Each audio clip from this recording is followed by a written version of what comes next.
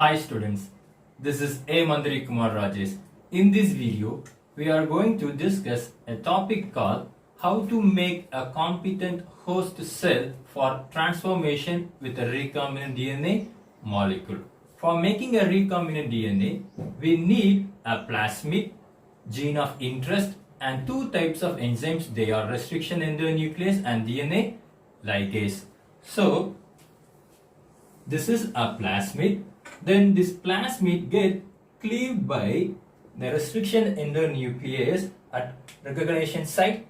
Then the gene of interest get ligated with the plasmid with the help of the enzyme DNA ligase. Then this plasmid is now said to be recombinant DNA or recombinant plasmid. Recombinant DNA or recombinant plasmid. Then this recombinant DNA get transferred into a host cell, living host cell. Consider it is a bacteria. Consider it is a bacterial cell. So this recombinant DNA get transferred into a host cell in order to get more number of or multiple copies of the gene of interest or the foreign DNA. So we are propagating the recombinant DNA into a host cell for getting multiple copies of the gene of interest or the foreign DNA. Then these bacterial cells are able to take up the recombinant DNA. The bacterial cell are able to take up this foreign DNA or recombinant DNA, and that process is called as transformation. And that process is called as transformation. So transformation means the bacterial cells are able to take up the recombinant DNA or the foreign DNA, and it allows the recombinant DNA into its cell, and that process is called as transformation. Then for the propagation of the recombinant DNA molecule, there are different types of host cells are widely used in gene cloning experiment depending upon the cloning experiment. Then I am going to tell about the host cells, the types of host cells. That host cell may be a bacterial cell, then it may be a plant cell, then it may be a animal cell, then even it may be a fungi cell or fungal cell. So the bacterial cell comes under prokaryotic type of cell. The bacterial cell which comes under the prokaryotic type of cell. The remaining three cells comes under eukaryotic types of cells. Eukaryotic types of cells. Then in the bacterial cell, the bacteria E. coli,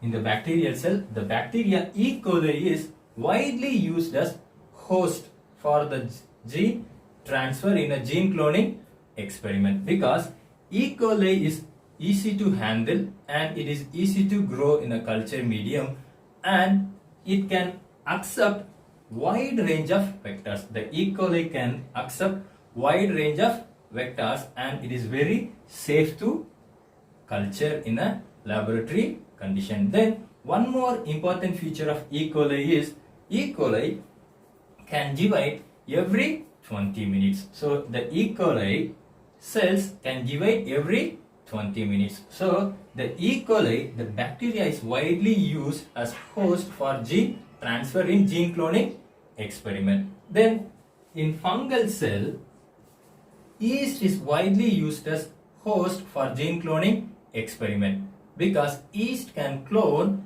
human recombination protein gene, and it has short generation time and it can grow under the laboratory condition. It is very easy to handle, and it can easily grow under laboratory condition. So yeasts are widely used as host for the gene cloning experiment. Then let us come to our topic, competent host cell. In all the time, the host cells are not able to take up the recombinant DNA. They are incompetent. So we have to make the host cell competent. So I am going to tell about how to make the host cell more competent. Let us talk about how to make a competent host cell. The generation of competent host cell may occur by two methods. They are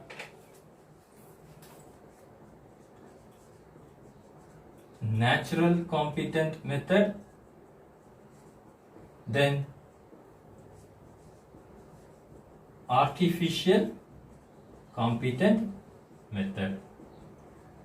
So in natural competent method, the natural competency is the genetic ability of that bacterium which can receive the environment DNA under normal condition or in vitro condition. So the natural competency is the genetic ability of that bacterium which can receive the environmental DNA under normal condition or the in vitro condition. So that bacteria can take up the DNA from the environment by three ways or three methods. They are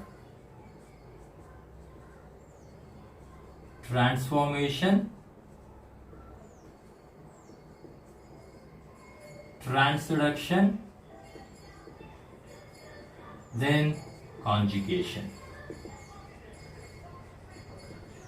So in natural competent method, the bacteria can take the DNA from the environment by three methods. They are transformation, transduction and conjugation. While in the case of artificial competent, the bacteria, the host cell are not able to take up the DNA or the plasmid.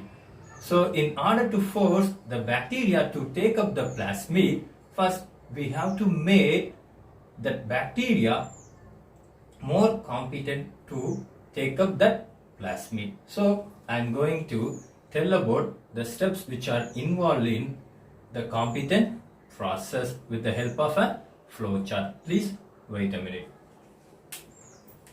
Let me explain the artificial competent method. So artificial competent means the bacterial cells are not able to take up the foreign DNA. So in order to force the bacterial cell to take up the foreign DNA, we have to apply some steps.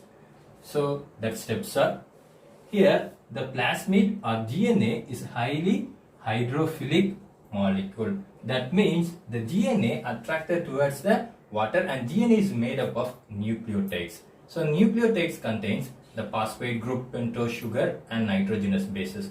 Due to the presence of the phosphate group, the DNA is negatively charged. Due to the presence of phosphate group, the DNA is negatively charged. While in the case of plasma membrane of bacteria is hydrophobic. That means they are not attracted towards water. They repulse water due to the presence of lipopolysaccharides. So here the situation is different. The situation is contrast.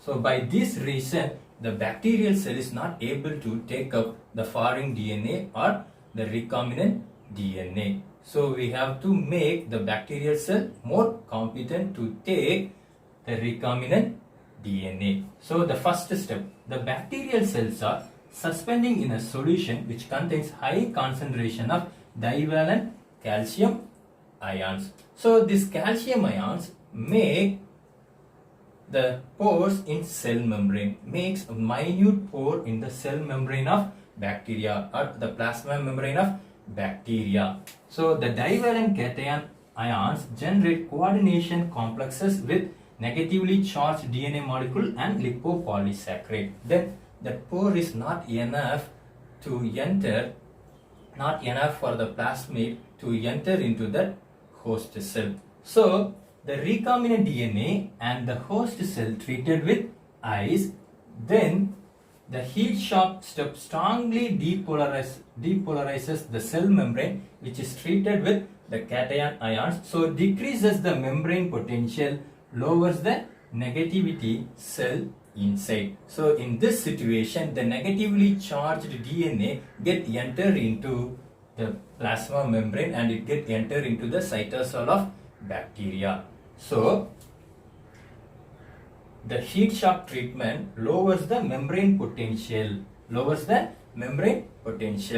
and it lowers the negativity of cell inside. At that time, the negatively charged DNA molecule get enters into the plasma membrane and it get enters into the cytosol of bacteria. Then the cold shock treatment rises the membrane potential and to its original value. Then again that potential get rises and that membrane gets its original shape.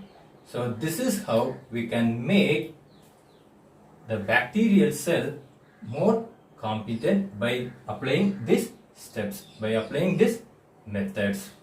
So that's all about today's video. If you have any doubt, please clarify with me. Thank you very much for watching this video. Thank you.